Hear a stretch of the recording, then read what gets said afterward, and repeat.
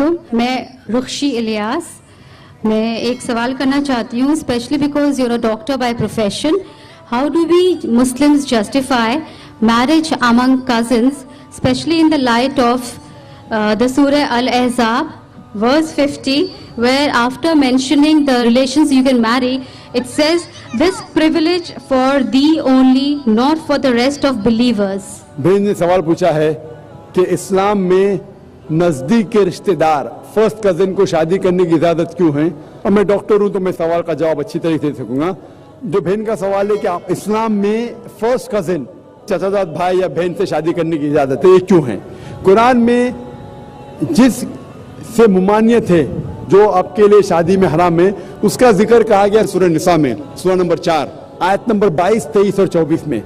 میں نے پہلے بھی کہا ہوں کہ اسلام میں کہا گیا کہ آپ اپنی ماں سے نہیں شادی کر سکتے, آپ کی بہن سے نہیں, آپ کی بیٹی سے نہیں, آپ کے بھائی کے بیٹی سے نہیں, آپ کے بہن کے بیٹی سے نہیں, آپ کے والدہ کے بہن سے نہیں, آپ کے والد کے بہن سے نہیں, وغیرہ وغیرہ. اس کے اندر چچا زاد بھائی اور بہن کا ذکر نہیں ہے, تو کیوں الاؤڈ ہے؟ اسے کہتے ہیں کانسینگیونس میرجز, انگریزی میں کہتے ہیں کانسینگیونس میرجز. آج کی سائنس جو کہتی ہے کانسینگیونس میرج سے they can be genetic problems, لیکن غور کیا جائے گا تو آج کی سائنس یہ کہتی ہے کہ اگر آپ اپنے سگے بھائی یا بہن سے شادی کرتے ہیں تو بہت امکانات ہے کہ دیر میں بھی جینیٹک پرابلم, آپ کو کئی بیماریاں ہوں گی. آپ کا سگا بھائی سگا بہن نہیں تو بھی ہو سکتے, لیکن چانسز بہت کم ہیں. اسلام میں چچا زاد بھائی اور چچا زاد بہن یا فرسٹ کزن سے شادی کرنے کی اجازت ہے. تو سائنس یہ نہیں کہتی کہ فرسٹ کزن سے کریں گے تو پرابلم ہوں گے, لیکن اگر لگاتار کنٹینیوسلی جنریشن آفٹر جنریشن پیڑھی کے بعد پیڑھی کرتے رہیں گے تو چانسز ہے کہ پرابلم ہو سکتا ہے. ڈاکٹر احمد صقر اپنے تقریر میں کہتے ہیں کہ اللہ کے رسول نے کہا ہے کہ جنریشن آفٹر جنریشن لگاتار پیڑھی کے بعد پیڑھی اپنے فرسٹ کزن چچا زاد بہن یا بھائی میں شادی مت کرو, اس سے بیماری کے امکانات ہے, لیکن ایک بار کرنے سے نہیں ہے. ڈائریکٹ سگا بہن اور بھائی سے کریں گے تو بیماری ہوئیں گی, عام طور پہ نہیں ہوئیں گی. Hope the answer the question. اگلا سوال مائک نمبر 3 سے آخری سوال. ابھی جو میں نے سوال کیا تھا میں اسی کی اصلاح چاہ رہی تھی. میں آپ کا نام جاننا چاہتا ہوں.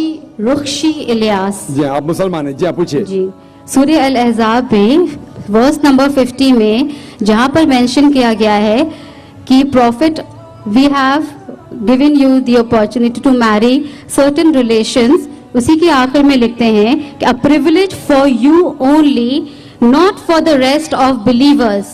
Can you please explain that? Why not for the rest of the believers and why only for the Prophet صلی اللہ علیہ وسلم؟ میں ان کا سوال ہے جو سورہ احزاب کی سورہ نمبر 33 کے آیتیں 50, 51, 52 میں لکھا ہوا ہے کہ محمد صلی اللہ علیہ وسلم کے لیے پریولیج کیوں ہے؟ کیونکہ وہ اللہ کے رسول تھے.